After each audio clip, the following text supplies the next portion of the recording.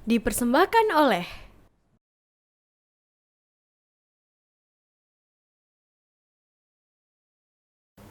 Bismillahirrahmanirrahim. Assalamualaikum warahmatullahi wabarakatuh. Alhamdulillahirrabbilalamin. Puji syukur kehadirat Allah Subhanahu wa Ta'ala yang senantiasa memberikan nikmat sehat walafiat untuk kita semua, dan juga tentunya nikmat bahagia sehingga kita bisa melaksanakan segala aktivitas kita dengan baik, pemirsa, karena itu menjadi salah satu modal kita menjalani hidup ya. Dan senang sekali pada kesempatan ini saya Irma dapat kembali menyapa Anda kali ini dalam talk show Merajut Indonesia Unggul dan Berkemajuan. Nah, pemirsa, kita tahu bahwasanya memang Muhammadiyah sendiri selalu memiliki keinginan begitu ya, harapan, cita-cita, dan langkah-langkahnya ini selalu kepada menuju Indonesia berkemajuan. Untuk itu kita akan berbincang terkait langkah-langkah apa yang sudah dilakukan oleh Muhammadiyah khususnya untuk mencapai cita-cita Indonesia berkemajuan. Sudah bersama dengan saya kali ini ada Prof. Mukti. Assalamualaikum warahmatullahi wabarakatuh. Waalaikumsalam warahmatullahi Sehat wabarakatuh. sekali Prof, Masya Allah. Harus. Ini kalau orang tanya ini minum apa, makanannya apa, ini ya. Ini kayak boleh ini nanti dibagikan tips-tipsnya. Tampak sehat dan bugar di tengah aktivitas yang sangat padat, betul ya Prof ya? Ya, kuncinya bahagia aja. Nah, benar. Kuncinya Masya Allah. jalani segala sesuatu dengan suka, Ya. dengan keikhlasan. Insya Allah semuanya akan terasa ringan. Masya Allah, Alhamdulillah. Terbukti ya pemirsa ya, ini lewat senyumannya saja beliau memang sangat nampak mencintai aktivitasnya begitu ya. Baik Prof. Mukti, dan sudah ada di samping Prof. Mufti juga. Kali ini saya bersama dengan Bapak Arif Mujahidin selaku Corporate Communication Director dari Danone Indonesia. Assalamualaikum warahmatullahi wabarakatuh. Waalaikumsalam warahmatullahi wabarakatuh. Tak ingin kalah dengan Prof. Mufti, tetap semangat Pak Arif, Masya Allah. harus nyontoh ya, Harus sibuk. menyontoh ya. Saya masih segar kita, jadi ya harus tetap segar. Bagaimana aktivitas Ramadan kali ini, Pak Arif? Alhamdulillah padat merayap ya, sama mungkin ya, karena kita tetap produk-produknya memang dibutuhkan masyarakat, kemudian banyak kegiatan lain, kegiatan sosial, dan itu harus berjalan ya. Kita harus melakukan kebaikan buat kemajuan bangsa ini. Justru di bulan yang penuh barokah ini tidak menjadi ancaman kita jadi lemes gitu ya, nggak jadi malah kita jadi takut nih, aduh. Tapi kan kalau panas terik ini luar biasa ya di bulan ini ya, Prof. Iya, memang ini dampak dari global warming kan, pemanasan global, dan juga sebagian juga saya kira ini transisi dari musim hujan ke musim kemarau ya. Ini kan sudah akhir April. Kalau pakai siklus lama itu kan kita masih Oktober, April, Oktober. Nah, April, Oktober itu sudah mulai masuk ke siklus musim kemarau ya. Walaupun kata para ahli lingkungan kan sekarang ini sudah nggak normal lagi karena kita mengalami tidak hanya krisis iklim, tapi sudah ancaman yang serius ya. Sehingga kita semua memang harus mulai menyiapkan diri dengan stamina fisik yang kuat itu supaya tetap bisa sehat. Betul. Sebab begitu kita staminanya drop di suhu yang overheat begini ya, kita bisa mengalami berbagai macam masalah kesehatan. Setuju banget sama Prof. Ini bicara tentang global warming ini udah menjadi ancaman kita yang harus segera kita sadarkan diri kita ya, Pak Arif, begitu ya. Bahwa memang di era sekarang ini kalau bicara iklim siklus, ini tadi dibicarakan sama Prof, udah nggak ada Prof kayaknya deh. Kita bicara yang berber itu nanti bakalan jadi mungkin musim hujan dan sebagainya. Kayaknya belum tentu juga. Jadi kapanpun nih kita harus dalam selalu kondisi siap. Nah, tapi bicara langkah-langkah kesiapan diri, tentunya kita memerlukan langkah-langkah yang baik untuk mencapai kemajuan. Begitu ya Prof, seperti langkah-langkah Muhammadiyah untuk Indonesia berkemajuan. Nah, ini boleh dijelaskan kembali Prof. Indonesia berkemajuan adalah cita-cita Muhammadiyah. Seperti apa? Saya kira kalau kita lihat secara historis, istilah kemajuan itu sudah mulai dimunculkan oleh Kiai Haji Ahmad Dahlan ketika Muhammadiyah itu berdiri. Ada yang sifatnya personal statement, pernyataan pribadi beliau, misalnya pesan Kiai Haji Ahmad Dahlan kepada para muridnya itu, dadiyo kiai sing kemajuan. Ada istilah itu. Betul. Mohon maaf ini pakai bahasa Jawa para pemirsa, tapi saya terjemahkan ya itu, saya baru meminta tolong terjemahkan Prof. Jadi jadilah kiai yang berkemajuan. Nah, konteksnya pada waktu itu kan Muhammadiyah mengintrodusir, mengenalkan sistem pendidikan dan sistem gerakan yang memang berbasis Islam, tetapi terbuka terhadap hal-hal baru yang membawa organisasi itu menjadi lebih baik, Oke. lebih maju lagi. Kemajuan pada konteks pada waktu itu dikaitkan dengan bagaimana kita ini harus bersiap untuk membuka diri dan mempelajari hal-hal yang membawa kita lebih maju, walaupun mungkin ya hal-hal itu berasal dari Barat. Pada waktu itu kan Kiai Haji Ahmad Dahlan melakukan paling tidak pada sisi pendidikan itu pembaharuan dalam 3 ranah ya. Yang pertama adalah Kiai Ahmad Dahlan mengenalkan satu sistem pendidikan yang mengkombinasikan antara pesantren dengan sekolah dalam bentuk madrasah. Jadi ada yang kita sebut dengan pembaruan kelembagaan gitu. Kemudian yang kedua itu adalah pembaruan kurikulum ya. Pembaruan kurikulum itu dilakukan di sekolah Muhammadiyah juga di madrasah Muhammadiyah. Di sekolah Muhammadiyah, kalau sekolah model Belanda dulu itu kan tidak ada pelajaran agama. Nah, tapi di sekolah Muhammadiyah pelajaran kurikulum ala Belanda itu diajarkan tapi ditambah pelajaran agama.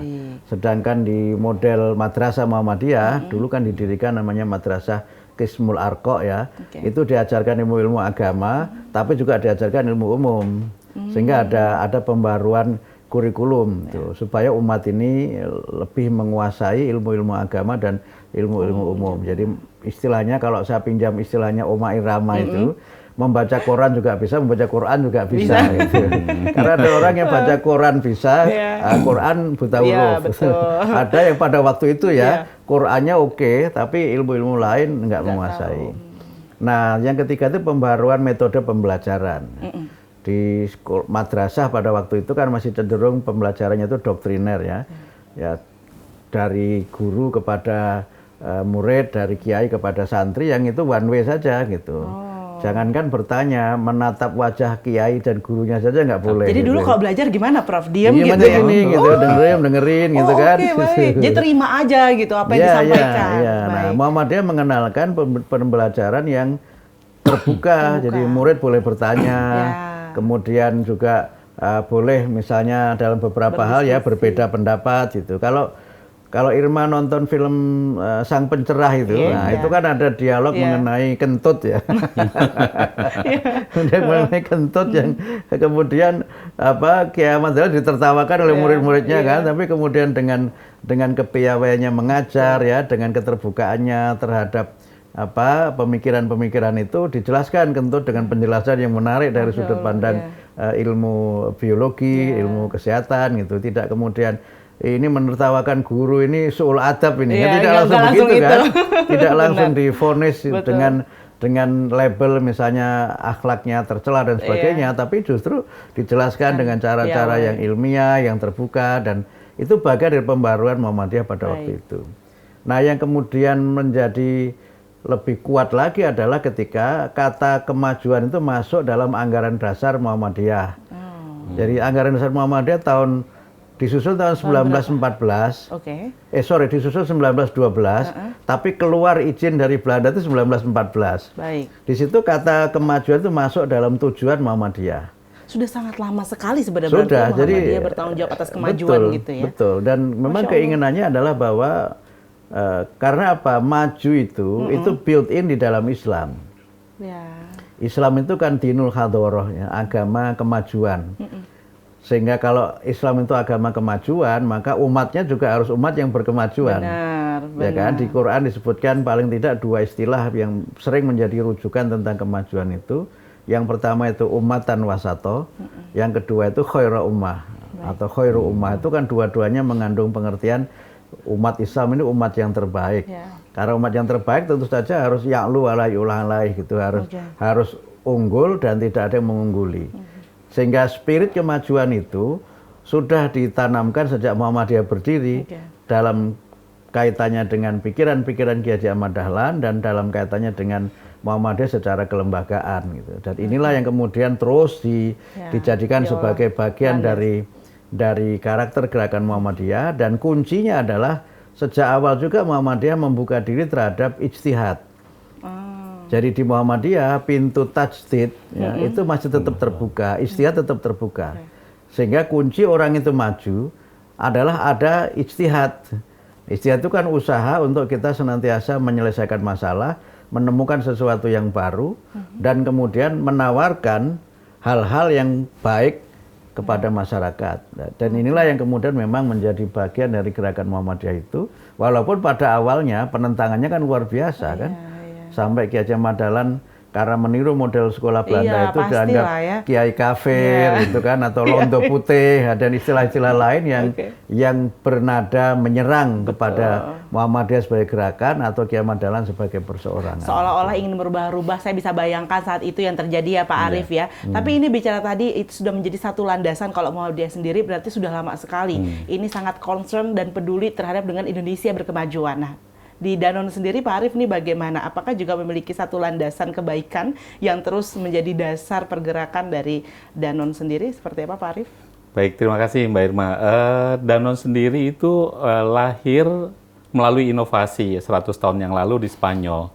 Jadi temuan pertamanya sederhana, tapi di bidang saintifik tadi ada ditemukan bakteri yang bisa membuat susu menjadi yogurt sehingga lebih awet. Baik. Ya, dan itu membantu pencernaan. Jadi di Spanyol, kemudian kerjasama Perancis, sekarang di 140 negara, kemudian masuk ke Indonesia melalui kolaborasi karena sekarang zaman kolaborasi, jadi tidak bisa satu bangsa pun yang terkungkung, jadi kita saling belajar.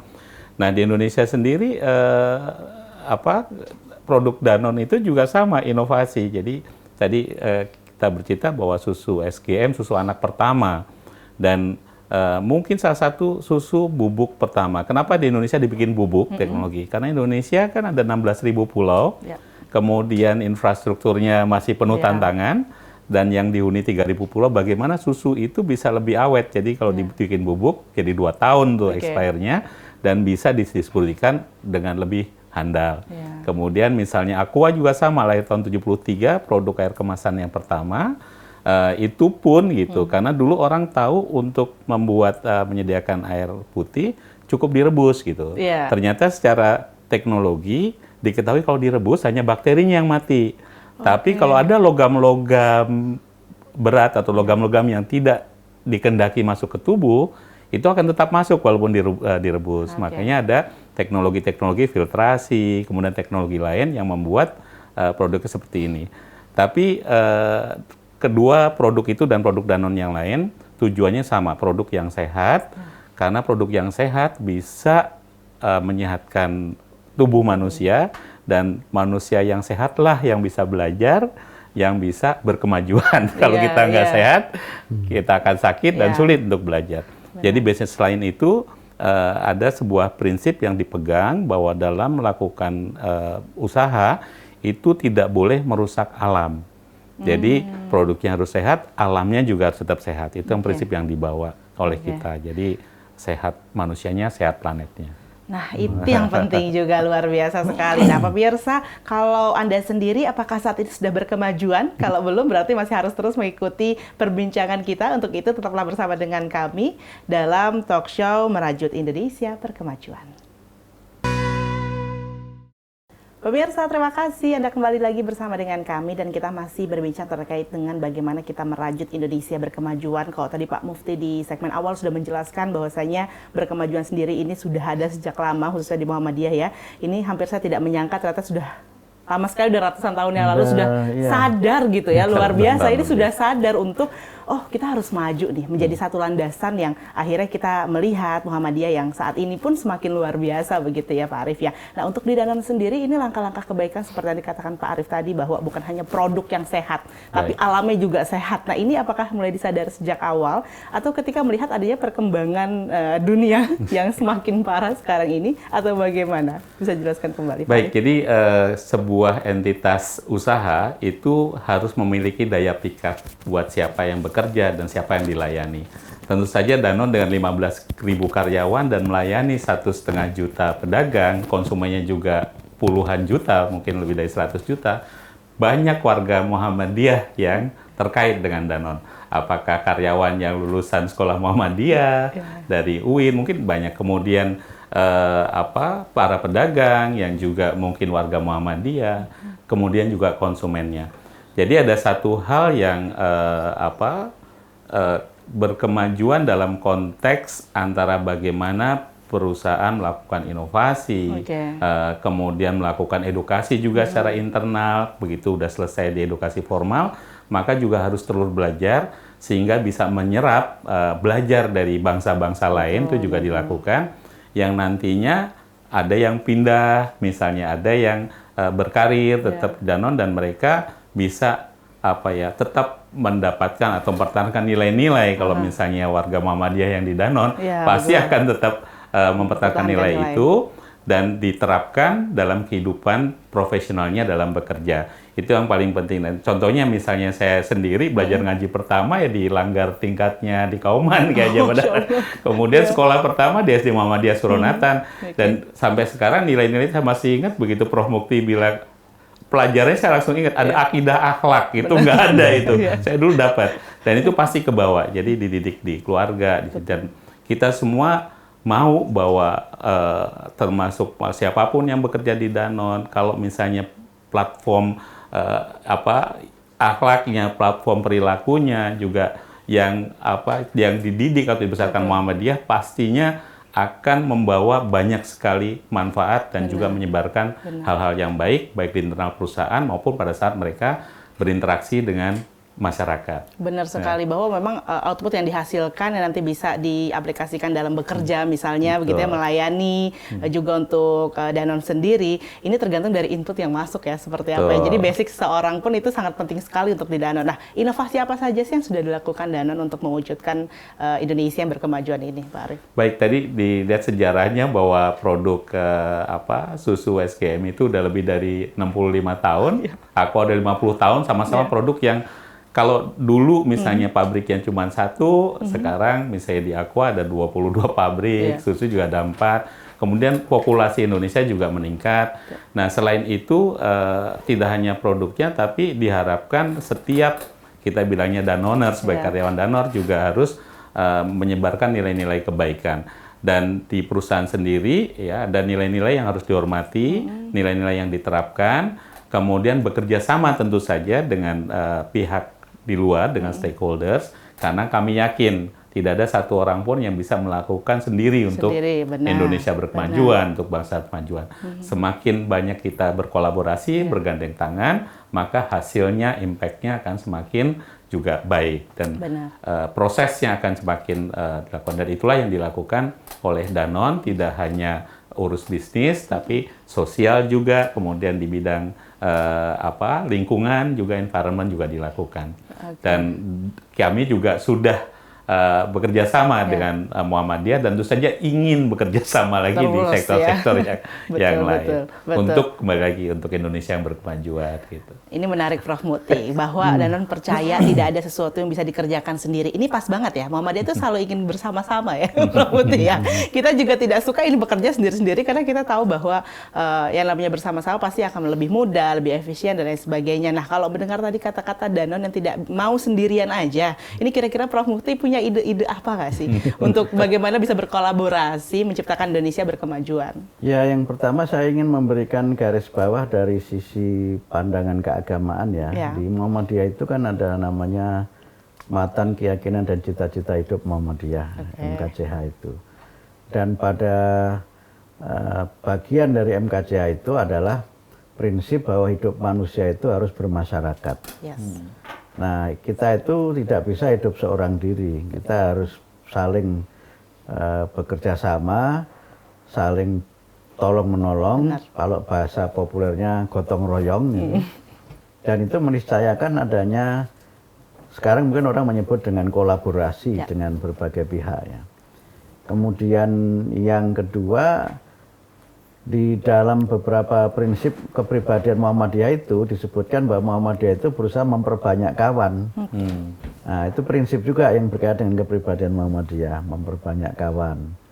Nah, kalau kita kembali kepada tuntunan Al-Quran, kita itu kan harus wa ta'awanu 'alal birri wat taqwa wa la ta'awanu 'alal itsmi wal 'udwan, ya. Tolong menolong dalam kebaikan dan takwa, dan tidak boleh atau dilarang kita ini tolong menolong dalam dosa dan permusuhan.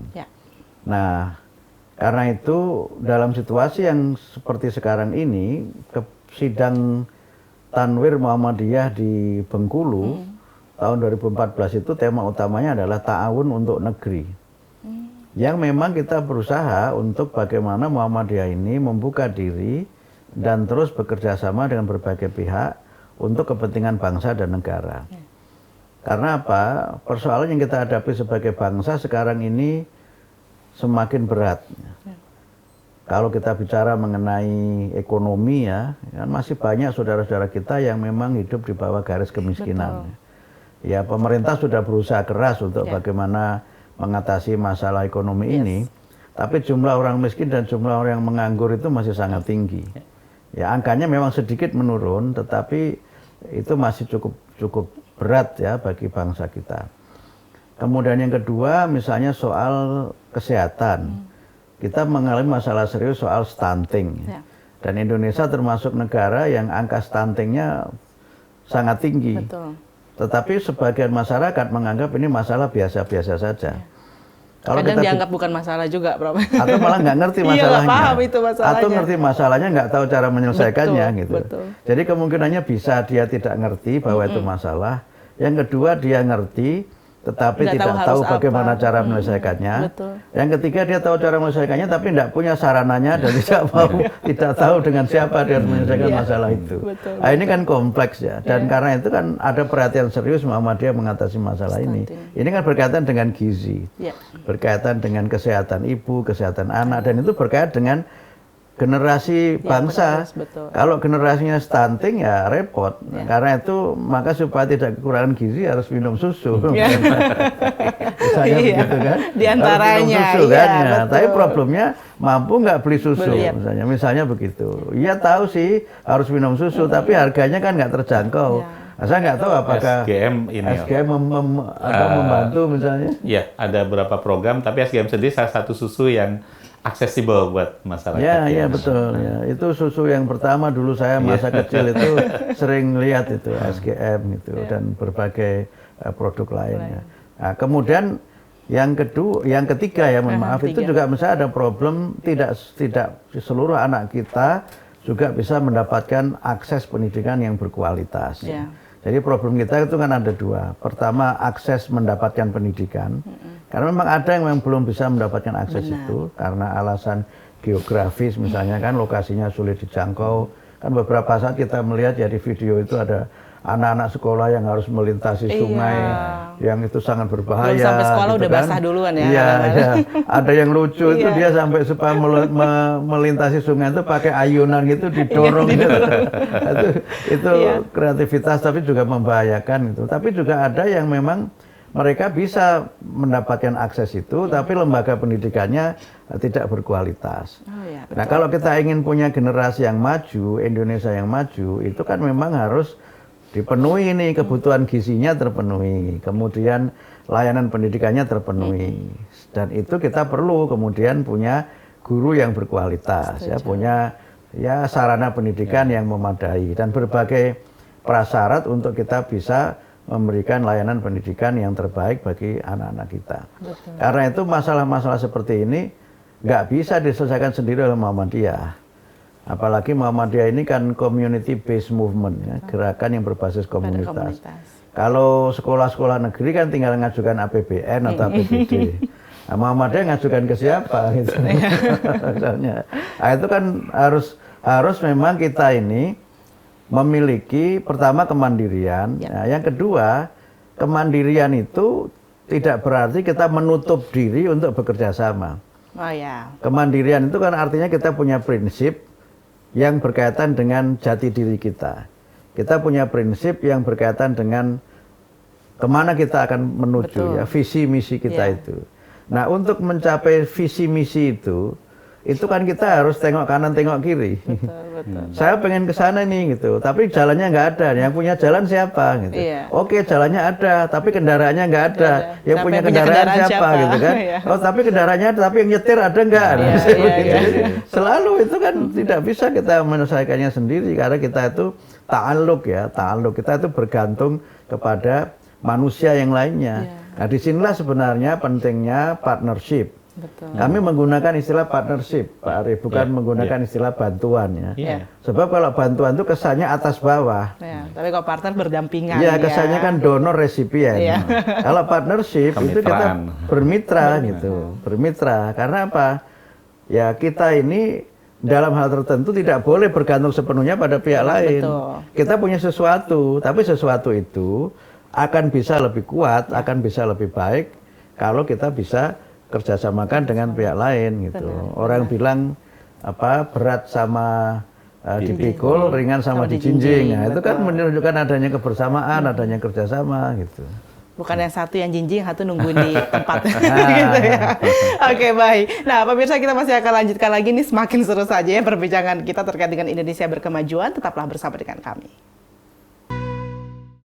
Pemirsa, terima kasih Anda kembali lagi bersama dengan kami dan kita masih berbincang terkait dengan Indonesia Berkemajuan, di mana ini tidak bisa dicapai dengan sendiri tapi harus bersama-sama, dan itu juga kita memerlukan semangat dari pemirsa semuanya untuk bisa bersama-sama memiliki keinginan untuk Indonesia yang maju. Utamanya kita harus memajukan diri kita dulu gitu ya, Bapak-bapak yang ada di sini ya. Kalau kita tidak ingin maju, ya bagaimana kita bisa membuat orang lain juga bergerak untuk maju. Nah, ini yang paling penting. Tapi untuk menimbulkan semangat maju di dalam diri kita, kadang kita tuh butuh yang namanya motivasi-motivasi. Kita tahu kenapa kemudian kita harus maju, kenapa harus saya yang duluan yang mulai. Kadang-kadang gitu juga ya, untuk bersama-sama mencapai Indonesia yang berkemajuan. Nah, Pak Arief di sini tadi Pak Murid sudah menyampaikan bahwa ya memang di Muhammadiyah sendiri kita itu mandiri, tapi mandiri itu maknanya bukan sendiri gitu ya. Artinya bersama-sama dan berpartnership. Nah, bagaimana sih Pak Arief melihat gitu mitra Muhammadiyah ini sendiri? Ya, terima kasih. Kalau melihat Muhammadiyah, orang pasti look up ya. Nah, karena sebuah organisasi yang di Indonesia keagamaan, bahkan mungkin terbesar di dunia, juga salah satu yang terbesar. Dan satu juga yang sangat cocok, sangat pas adalah semua pihak itu kalau bekerja sama pengennya memang bermitra. Jadi kalau benar tadi Pak Prof. Mukti, kalau misalnya ada donor resipien, kita nggak setara, pasti biasanya dalam pelaksanaannya juga akan banyak kendala. Nah, kalau bermitra, itu bisa dibicarakan bareng, tujuannya bersama-sama, siapa melakukan apa, gitu, kesepakatan, dan itu buat Danone sendiri sama Muhammadiyah yang paling mengesankan pada saat pandemi kemarin, di mana bangsa ini harus saling tolong-menolong gitu.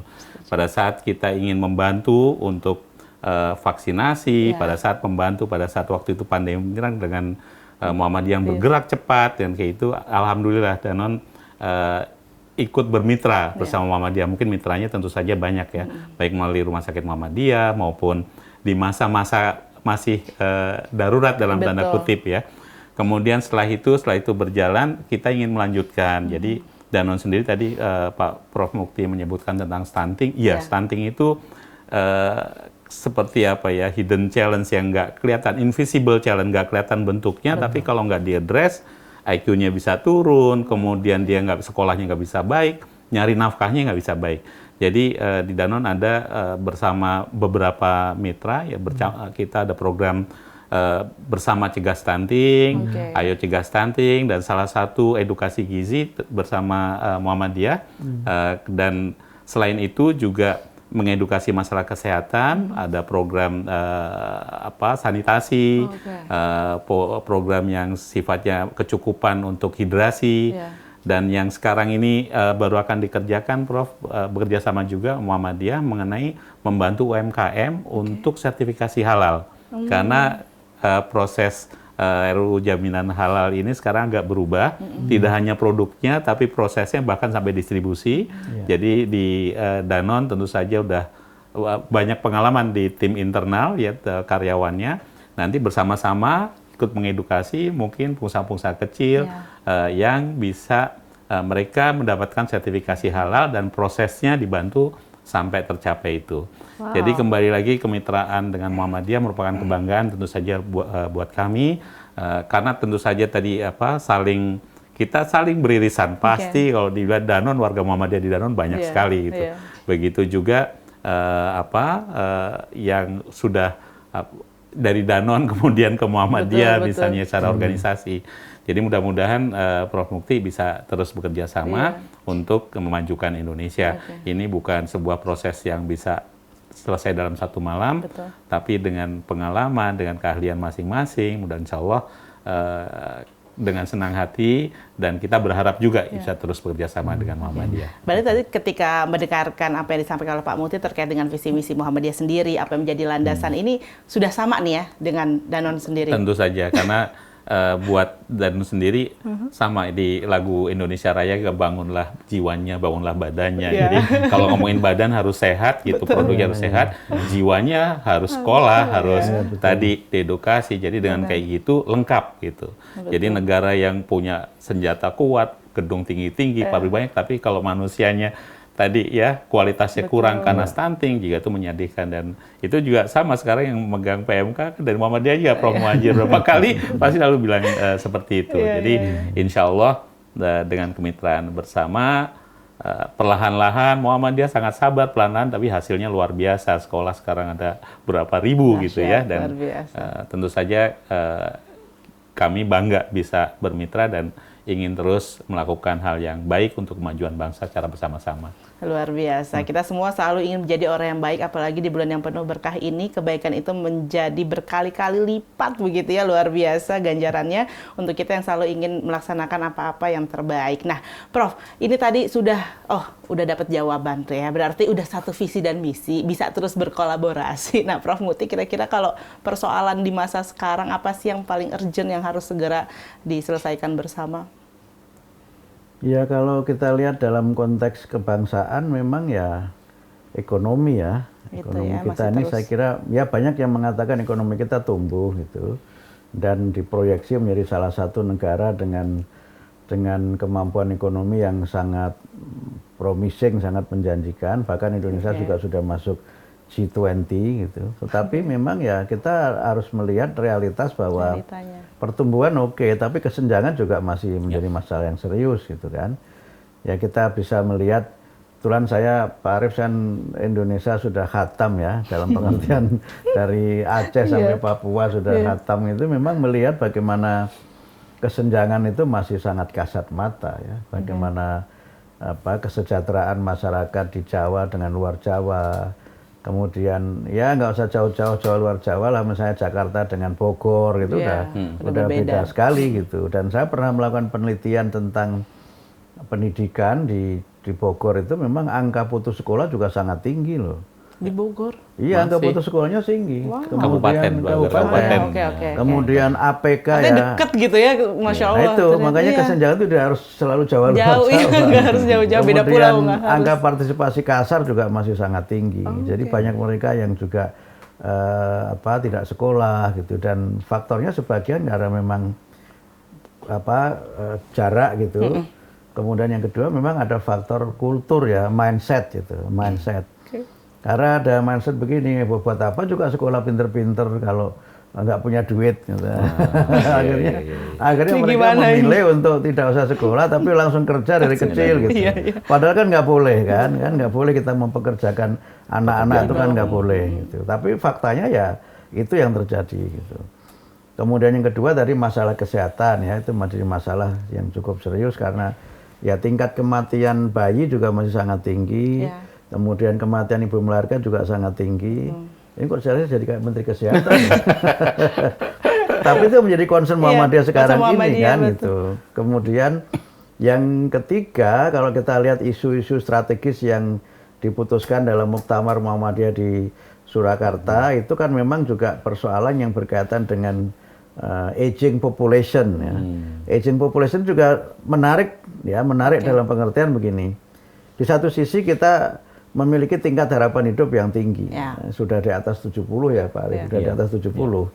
Tetapi kemudian kita melihat banyak orang tua yang dia itu kesepian gitu. Mereka itu alone dan lonely. Mereka itu sendiri dan kesepian. Karena apa?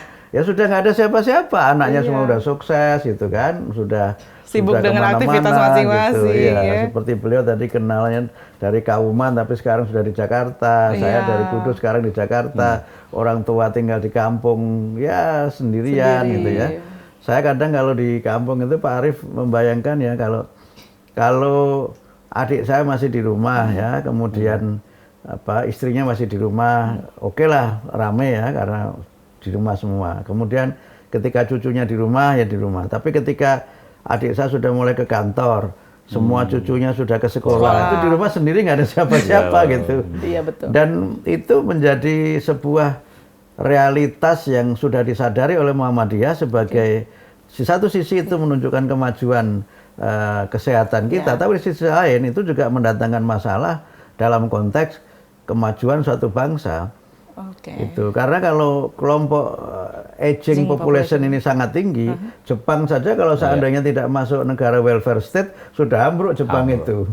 Sudah ambruk karena tidak seimbang antara kelompok usia produktif dengan kelompok usia yang tergantungan. Iya. Ya, dan itu sudah jadi perhatian Muhammadiyah. Tapi yang saya kira juga menjadi perhatian yang cukup serius adalah soal persatuan bangsa ya. Ini juga menjadi masalah yang tidak bisa kita abaikan.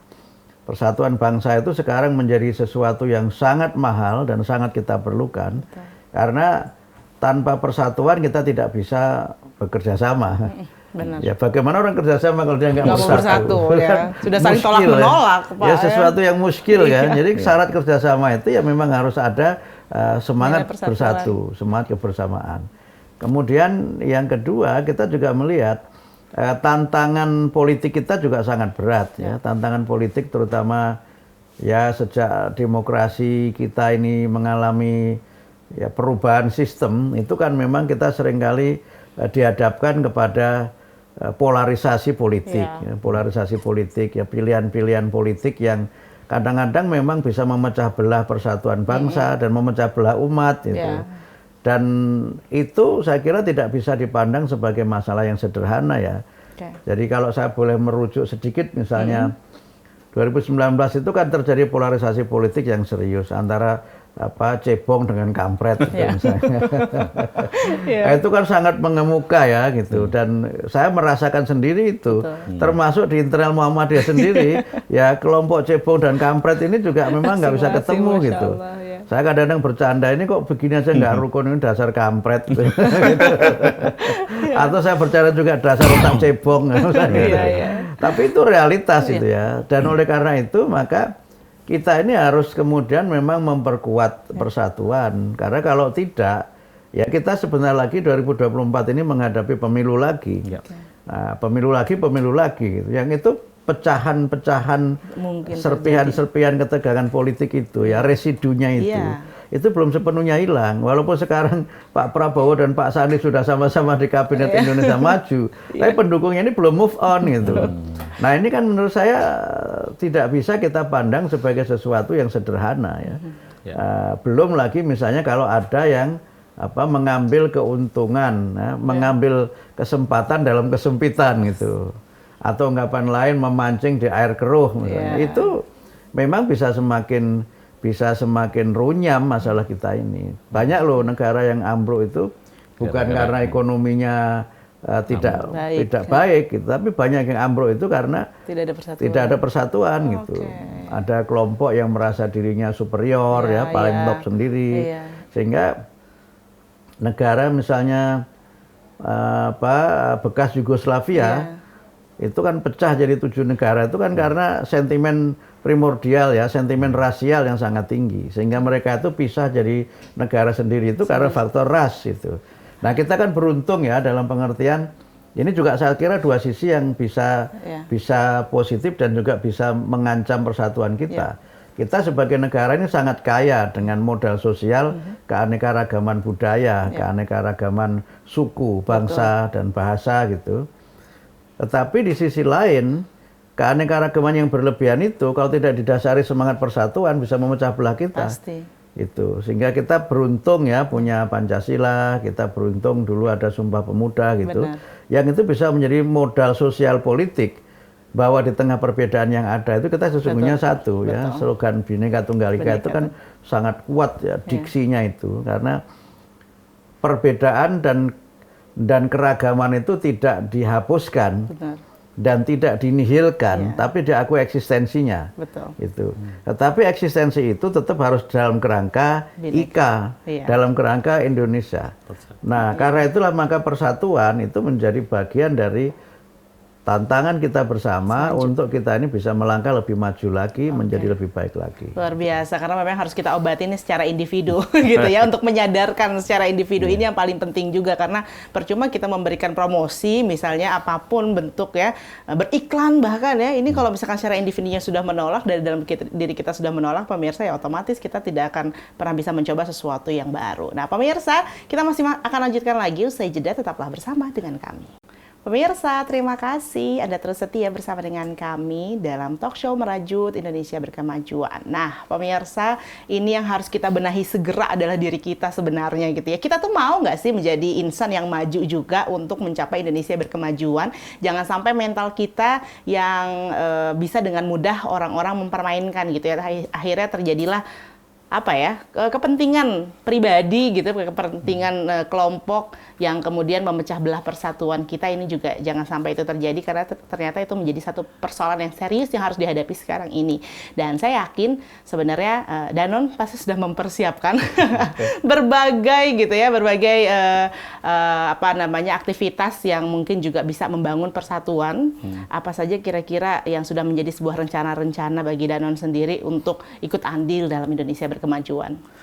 Baik, pertama-tama saya harus ucapkan terima kasih pada Muhammadiyah dan Prof. Mukti tadi, bahwa bagaimana Muhammadiyah itu berpartisipasi aktif dan berperan sangat penting dalam menjaga persatuan, termasuk stabilitas di negeri ini. Karena tanpa itu nggak akan ada bisnis yang berjalan. Jadi kami sangat menghargai dan berterima kasih, dan tentu saja ingin kondisi yang tadi bersatu, tenang, nyaman, itu memungkinkan untuk semua orang bersama-sama, anak bangsa, untuk melakukan tadi menyelesaikan atau memperbaiki masalah-masalah yang disampaikan Prof. Mukti, masalah kesenjangan ekonomi, masalah kesehatan, masalah kemiskinan, dan itu jadi tugas bersama. Danone sendiri pabriknya dari Brastagi sampai Air Madidi ada gitu ya. Produknya tentu saja di seluruh Indonesia. Karyawannya juga menyebar, melayani semua bangsa Indonesia. Bayangkan kalau misalnya kondisi negara ini kurang stabil, maka kan terjadi seperti itu. Makanya kalau di perusahaan udah jelas kita tidak boleh gitu masuk ke ranah-ranah yang bukan teritorinya seperti karyawan. Yang penting adalah itu, kita fix the basic tadi ya, bahwa bagaimana bisa berkontribusi untuk membangun kesehatan, bekerja sama dengan mitra-mitra atau pemangku kepentingan yang memang relevan, yang punya keahlian. Kemudian tantangan tadi, yang tadi aging tadi, kita juga sudah memikirkan bagaimana aging itu, penuaan itu jadi healthy aging, menua dengan sehat. Ya, karena makanan minuman itu ada yang current cost, ada yang future cost, ada biaya yang dikeluarkan sekarang, ada biaya yang akan ditanggung di masa depan. Kalau kita salah makan sekarang, jajanan atau makan minuman yang nggak sehat, harganya murah, tapi nanti setelah 40 tahun kena diabetes, kena jantung, dan itu jadi beban buat negara.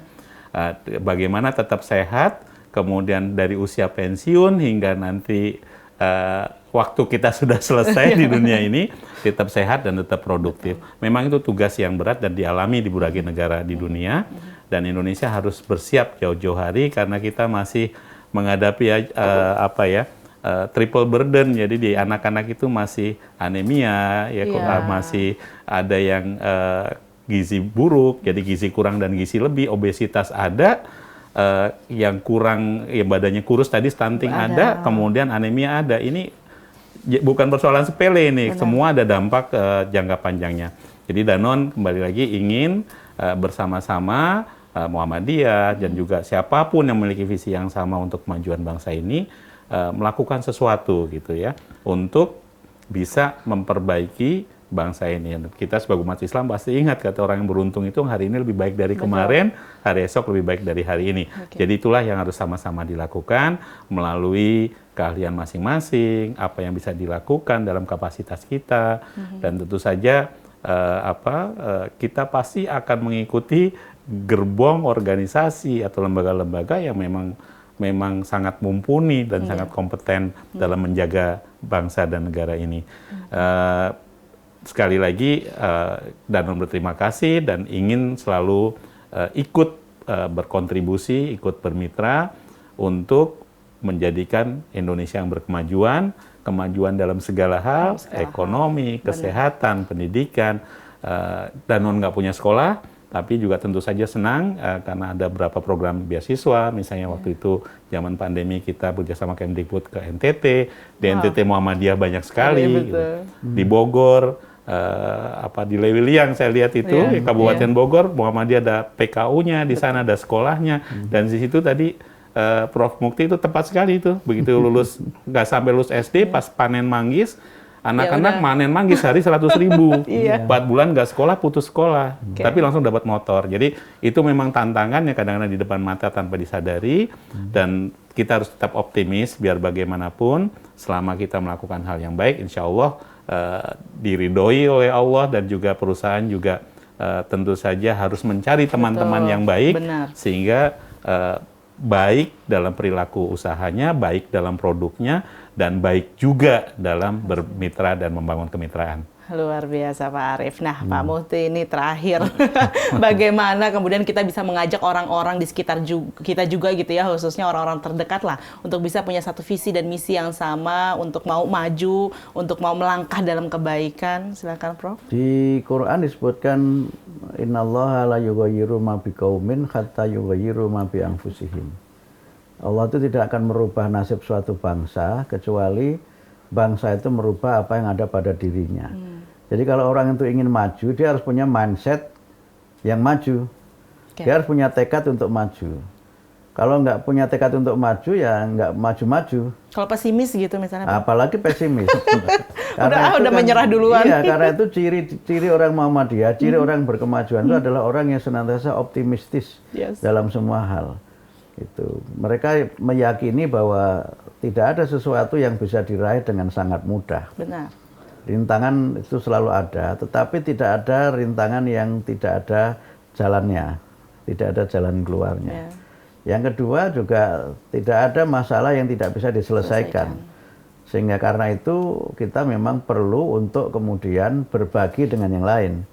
Ada gagasan kita bagi dengan yang lain, ada pekerjaan mari kita kerjakan bersama-sama, tapi prinsipnya adalah partnership mutualistis gitu. Jadi kemitraan, yaitu kita sejajar sebagai mitra dan kemudian saling menguntungkan. Itu yang dalam Quran disebut ba'duhum auliya'u ba'd itu. Satu dengan yang lainnya itu saling memperkokoh, saling memperkuat, sehingga dengan kita bekerja sama itu tidak kemudian yang satu diuntungkan yang satu buntung. Itu namanya bukan kemitraan. Nah, karena itu maka tadi banyak hal yang bisa kita share ya dengan Danone gitu, dan Muhammadiyah ini kan sesuai dengan ayat yang saya baca tadi, bisa bekerja sama dengan siapa saja untuk kebaikan. Yang Muhammadiyah nggak bisa bekerja sama itu dengan setan. Itu nggak bisa. Muhammadiyah nggak bisa kerja sama dengan setan, tapi jangankan dengan misalnya perusahaan seperti Danone gitu ya, dengan pemeluk agama lain pun kan kita juga bisa bekerja sama kan. Termasuk misalnya pada masa COVID itu kan banyak kita kerjasama dengan lembaga-lembaga non-Islam ya. Bahkan kemudian banyak juga kan korban-korban dari COVID itu yang ditolong oleh Muhammadiyah juga gitu. Jadi kita ini sudah kerjasamanya sudah lintas iman ya, lintas negara gitu. Tadi Pak Arief menyebutnya, kita juga sudah punya di luar negeri. Sepanjang untuk kebaikan, sepanjang itu bermanfaat bagi manusia dan kemanusiaan, saya kira kita sangat welcome untuk bekerja sama dengan Danone dan juga dengan berbagai lembaga lain untuk memajukan umat dan memajukan bangsa. Oke, luar biasa. Ini sudah nampaknya sudah semakin terbuka gitu ya. Makin cocok, makin pas gitu ya. Makin nyaman. Jadi insya Allah apapun yang nanti akan dikolaborasikan, nanti akan berpartnership, akan semakin mudah lagi untuk mencapai Indonesia berkemajuan. Pak Mufti, terima kasih banyak. Dan juga Pak Arief, terima kasih banyak sudah berbincang di sini. Ini keren banget, seru banget pemirsa, dan pastinya ini menggugah semangat kita lagi untuk menjadi insan-insan yang mau merubah diri sejak sekarang. Jadi kalau hari ini kita ngerasa kok kayaknya hidup gini-gini aja ya, yuk coba evaluasi diri. Mungkin dari diri kita yang memang gitu-gitu aja juga gitu ya dari hari ke hari. Jadi sekarang kita harus maju, kita pikirkan kemaslahatan umat bersama, kita tingkatkan Indonesia yang berkemajuan. Sampai jumpa lagi pada episode berikutnya. Saya Armelia Septiana, pamit undur diri dan assalamualaikum warahmatullahi wabarakatuh.